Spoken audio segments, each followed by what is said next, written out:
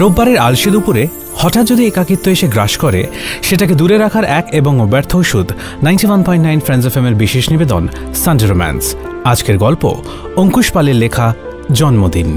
এটি Sunday romance অরিজিনালসের একটি নিবেদন। মুখ্য চরিত্রে দৃপ্তজিৎ, সুকন্যা, অনুভব, বরুণ এবং কথক। শুরু হচ্ছে জন্মদিন।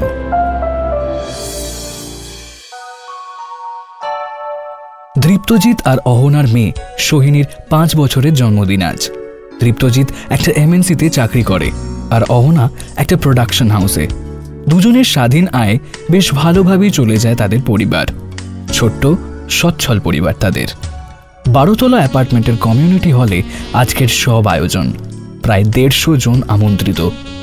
সকাল থেকে নিম্নচাপের জেরে হাওয়াও খুব ভারী। ভ্যাপসা আবহাওয়া থেকে বিন্দু বিন্দু ঘামের জন্ম নিচ্ছে যখন তখন। কিন্তু বেলা যত গড়াচ্ছে একটা রোজকেরে ব্যাপার ঢুকে গেছে, পাহাড়ের মতন, যার একদিকে জন্মদিনের তোড়জোড় এবং আরেকদিকে নির্বাসিত মানবজাতির ব্যস্ততা, একঘেয়েমি। দুপুর গড়াতেই রান্নার তোড়জোড় শুরু করে দেয় বিলু ঠাকুর ও তার চেলারা। এমনিতেই সকাল থেকে বাড়ি ভর্তি লোক। অহনার মা, বাবা ও বিধবা ভাইয়ের বউ সকাল সকালে উপস্থিত হয়ে পড়েছে তাদের আদরের মিঠাইয়ের জন্মদিনে।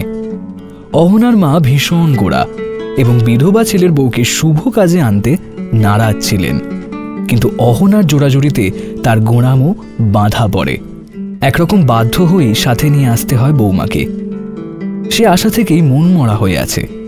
বিয়ের 1 বছর ঘুরতে না ঘুরতেই স্বামীর মৃত্যু এবং সে শোকের সাথে বঞ্চনা ও অপমান যুক্ত হয়ে তাকে একরকম নাস্তানাবুদ করে তুলেছে।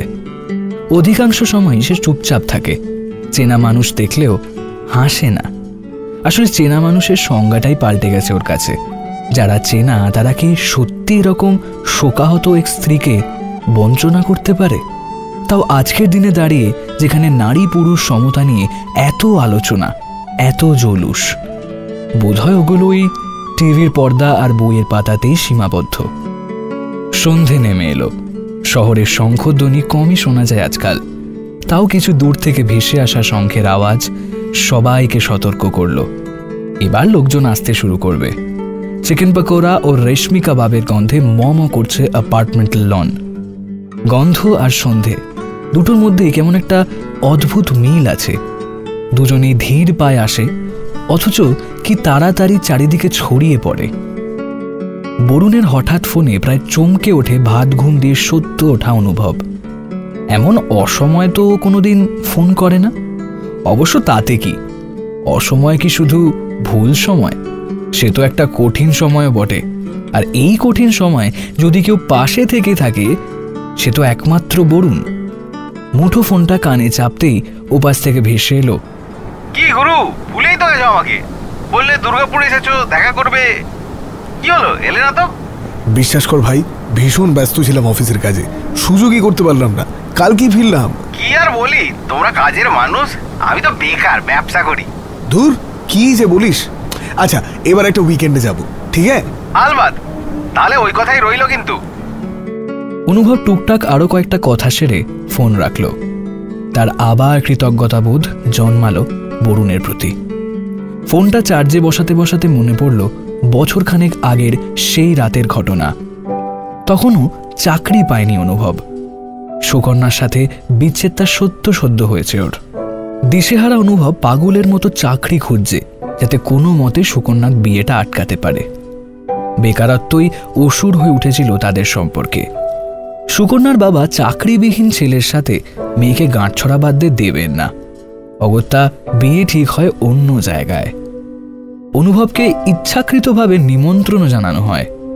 কোনোভাবে সেই দিন তাই বাড়িতে থাকতে চায়নি সে। হাওড়ায় সে বরুণকে ফোন করেছিল। বরুণ ওর কলেজের জুনিয়র। কলেজে, সোশ্যালে, বিভিন্ন অনুষ্ঠানে তাদের বেশ দেখাও হয়েছে এবং সখ্যতা গড়ে উঠেছে। বরুণ সেদিন কিছু কাজে কলকাতাতেই ছিল এবং তাকে পাকড়াও করে উঠে পড়ে শান্তিনিকেতনের ট্রেনে। বরুণও নির্দ্বিধায় অনুভবের সাথে চলে যায়। সমস্যা হয় স্টেশনে নেমে। একে অচেনা জায়গা, সন্ধে হয়ে গেছে, তার সঙ্গে মেঘলা আকাশ। কোনো মতে স্টেশন থেকে কিছুটা এগিয়ে একটা ছাউনি মতন জায়গায় পৌঁছানো মাত্রই শুরু হয়ে গেল মুষলধারে বৃষ্টি। মন ভাঙা অনুভব করতে থাকে বৃষ্টি স্নাত ভেজা হাওয়া। এমন সময় এক আগন্তুক সাইকেলে চেপে উপস্থিত হন সেই ছাউনিতে। সেও আশ্রয়কাঙ্ক্ষী। কাক ভেজা ভদ্রলোকের পরনে লুঙ্গি আর হাফ হাতা জামা। ওদের পাশে এসে দাঁড়ায়। বিশেষ কোনো কথাবার্তা তো দূর, স্পষ্টভাবে কেউ কারোর মুখ পর্যন্ত দেখেনি, কিন্তু আগন্তুকের এক অকল্পনীয় উক্তি বরুণ আর অনুভবকে বিস্মিত করে তুলেছিল। একটি বজ্রপাতের পর মুহূর্তেই লোকটি বলে উঠেছিল, আজ যে বেটির বিয়ে হবে তার কপালে অনেক দুঃখ আছে।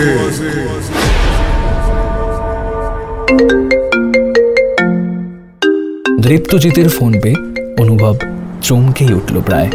কি রে, আসছিস কখন? এই তো বেরোবো করছি, যাচ্ছি বস। আয় আয়, ঝটপট আয়। সোহিনীর জন্মদিন বেশ জমে উঠল বাচ্চাদের ম্যাজিক শো এবং হুল্লোড়ে। এই ম্যাজিক কি অদ্ভুত একটা জিনিস, চোখের সামনে ঘটছে অথচ চোখে ধরা দিচ্ছে না। মানুষও তো এরকমই হয়, সমানেই চলছে কিন্তু চলনের গতিবিধি ধরাছোঁয়ার বাইরে। একে একে গিফট বাড়তে থাকলো। বহু মানুষের কথোপকথনে কমিউনিটি হল গমগম করছে। এক সুবিশাল বারবি কেক বেশ আকর্ষণীয় বিষয় হয়ে উঠেছে। অবশেষে যখন কেক কাটার সময় আগত, অহনা বহুবার ডেকেও কেকের কাছে আনতে পারল না তার ভাইয়ের বউকে। অহনার মা বিধবা ছেলের বউকে সামনে আনতে নারাজ। আর কথা বাড়ালো না অহনা, জোড়াজড়িও করল না বিশেষ। বুঝলো একটা মানুষের ভেতরে কি চলছে তা বোঝা কতটা কঠিন, কিন্তু ভেতর থেকে তোলপাড় হয়ে যাওয়া মানুষগুলো তাও কত শান্ত সমাহিত। আসলে সবই বোঝা যায়, অথচ কত কি না বোঝা হয়ে থেকে যায়। চেনা ছন্দে ফিরে এলো পার্টি। ভিড়ের মধ্যে কখন যে অনুভব এসে উপস্থিত হয়েছে টেরই পায়নি দৃপ্তজিৎ। চোখে চোখ পড়তেই হাত ধরে নিয়ে গেল স্টার্টারের কাউন্টারে। অনুভব দৃপ্তজিতের অফিসের সহকর্মী। আলাপ ছিল না ওদের বিশেষ, কিন্তু এই মাস দুয়েক একটি প্রজেক্টের জন্য একসাথে কাজ করতে হচ্ছে ওদের, এবং সেখান থেকেই বন্ধুত্বের সূত্রপাত। হাসি ঠাট্টার মাঝে হঠাৎই আনমনা হয়ে উঠল অনুভব। ওরই চাঞ্চল্য চোখ এড়ায়নি দৃপ্তজিতের। দৃপ্তজিৎ বলে উঠল, কি হলো তোর? বুঝলি, এক ভদ্র মহিলা পাশ দিয়ে চলে গেলেন, দেখতে পেলাম না ভালো করে, অথচ খুব চেনা লাগলো। হয়তো অফিসের কেউ, অনেকেই তো এসেছে। না রে, অফিসের কেউ না। তুই শিওর? হ্যাঁ, 100%। যদি চলে না গিয়ে থাকে আবার দেখা পাবেন আপনি সেই বনলতার। অপেক্ষা করুন বৎস। দুজনেই হো হো করে হেসে উঠল। নৈশভোজ আজকাল আর কেউ পংক্তিতে খাওয়ায় না, সবটাই বুফেতে। পংক্তির সেই চনমনে মুখ চাওয়াচাওয়ি, এর পাত থেকে ওর পাতে তুলে দেওয়া, ব্যাচ শেষ হওয়ার আগেই চেয়ার ধরে দাঁড়িয়ে পড়া, এসব প্রায় উঠেই গেছে। দিন দিন মানুষের মধ্যে সখ্যতা কমে গেছে যেভাবে, কতকটা সেরকম। অনুভব কুলচা কিমাকারি ফিশ ফিঙ্গার সেরে সরাসরি চলে এলো বিরিয়ানিতে। খাওয়ার সময় ওর বুফে খুব পছন্দ, ইচ্ছামতো স্কিপ করতে পারে, কোনো বাধ্যবাধকতা নেই। প্লেটে খাবার নিয়ে একটা চেয়ার টেনে বসেছে। দৃপ্তজিৎ একবার আওয়াজও দিয়ে গেছে, ভালো করে খাস। ভিড় খানিকটা হালকাও হয়েছে একটু রাত বাড়ার সাথে সাথে। অনুভব একটু আরাম করে বসেই খাচ্ছিল, কিন্তু হঠাৎ উতলা হয়ে উঠল, যেভাবে জ্বলন্ত আগুন জ্বলতে জ্বলতে হঠাৎ লাল হয়ে ওঠে। অদূরেই দৃপ্তজিৎ দাঁড়িয়েছিল। তার কাছে গিয়ে একটু কাঁপা স্বরে আঙুল তুলে প্রশ্ন করল, ওটা কে রে? দৃপ্তজিৎ অনুভবের আঙুলের সমান্তরাল রেখায় দাঁড়িয়ে থাকা মহিলাটির দিকে তাকিয়ে বলল, ওটা তো অহনার ভাইয়ের বউ সুকন্যা। আমাদের চোখ ভীষণ আরাম পিয়াসী। যাকে যখন দেখতে চায় না, তাকে তখন দেখলে অদ্ভুত এক আশ্চর্যের মুখোমুখি হয়। চোখ নিজের মতন করে যাকে যেভাবে গড়ে রেখেছে, তার বাইরে গিয়েও কাউকে দেখতে প্রস্তুত নয়। ঠিক কাউকে যখন দেখতে চেয়েও দেখতে না পেয়ে হাহাকারের মুখোমুখি হয়, সেরকম। কি নিষ্ঠুরই মানুষের চোখ, সবই দেখতে পায়, কিন্তু যেভাবে যাকে দেখতে চায় তাকে সেইভাবে দেখতে পায় না। অনুভব স্তম্ভিত। সন্ধে থেকে একই ছাদের তলায় ছিল ওরা দুজনে, অথচ কেউ কারোর অস্তিত্ব সম্বন্ধে অবগতই ছিল না।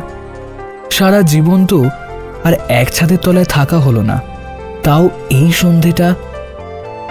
একটা সন্ধে এক একজন মানুষের জন্য কতটা আলাদা। ফ্যাল ফ্যাল করে তাকিয়ে আছে অনুভব সুকন্যার দিকে। সুকন্যা ওকে দেখতে পায়নি এখনো, পেছন ঘুরে দাঁড়িয়ে আছে। দৃপ্তজিৎ ওর এই আনমনা মুখ দেখে বলল, এই কি তোর সেই বনলতা? একেই তখন দেখেছিলি? আয় আয়, আলাপ করিয়ে দি। কোনো উত্তর দিল না। দ্বিধাগ্রস্ত হয়ে এগোলো সুকন্যার দিকে। দৃপ্তজিৎ বলতে থাকলো, মেয়েটা বড় দুঃখিনী জানিস। বিয়ের 1 বছর হতে না হতেই অহনার ভাই মারা যায়। অনুভবের মাথায় বজ্রাঘাত। এখন সে সুকন্যা থেকে 2 পা দূরে। দৃপ্তজিৎ ডাকল, সুকন্যা। ফিরে তাকিয়ে হকচকিয়ে গেল সুকন্যা। এখন অনুভবের দিকে ওর চোখ স্থির। অনুভবের কানে পৈশাচিক সেই উক্তিটা বাজতে থাকলো, আজ ছেলেটির বিয়ে হবে, তার কপালে অনেক দুঃখ আছে। কিছু অভিশাপ যখন ফলে যায় তখন এক অজানা আনন্দ গ্রাস করে কিছু মানুষকে, ভবিতব্যই হোক কিংবা আগন্তুকটির অভিশাপ। সুকন্যার বিয়ে টেকেনি। অনুভব এটাই চেয়েছিল, সবসময় এটাই চেয়ে এসেছে। কিন্তু আজ সুকন্যার এই রূপ দেখে বড্ড মায়া হলো অনুভবের। এমন নিষ্ঠুর পরিণতি তো সে চায়নি। সুকন্যা, এ আমার অফিস কলিগ অনুভব। তোরা কথা বল, আমি একটু ওদিকটায় যাই। শুনলাম ফিশ ফিঙ্গার শেষ, আবার বানানোর তাগাদা দিই। দৃপ্তজিৎ চলে যেতে সুকন্যার চোখের কোণে জল দেখতে পেল অনুভব। ভালো আছো? কি মনে হয়? মনে হচ্ছে সবটাই খালি মানিয়ে নিচ্ছ। মানিয়ে নেওয়াতেই ভালো থাকার অভ্যেস করছি। একা দাঁড়িয়েছিলে যে, সুকন্যার মতো এক্সট্রোভার্ট এরকম একা একা মানায় না আমায়, জানি। আমার মতো অপয়াকে কোথাও মানায় না। যার জীবনে এসেছি, অন্ধকার নিয়ে এসেছি। সুকন্যার শাশুড়ি মা হঠাৎ হাঁক দিলেন সুকন্যাকে। বোধহয় অন্য একজন পুরুষের সাথে কথা বলতে দেখে নিজের মরা ছেলের প্রতি অবিচার হচ্ছে ভেবেই তাকে সরিয়ে আনার সিদ্ধান্ত নেন। সুকন্যা আবার চলে গেল অনুভবের সামনে থেকে। অনুভব একই মানুষকে বারবার হারিয়ে ফেলার দমবন্ধ অনুভূতিটা টের পেল। হতাশ হয়ে নিচের দিকে তাকাতেই দেখতে পেল একটা চিরকুট পড়ে। সুকন্যা যেখানে দাঁড়িয়েছিল ঠিক সেইখানটায়। চিরকুটটায় ছিল সুকন্যার নতুন ফোন নাম্বার। তবে কি এটাই নতুনভাবে শুরু করার চাবিকাঠি?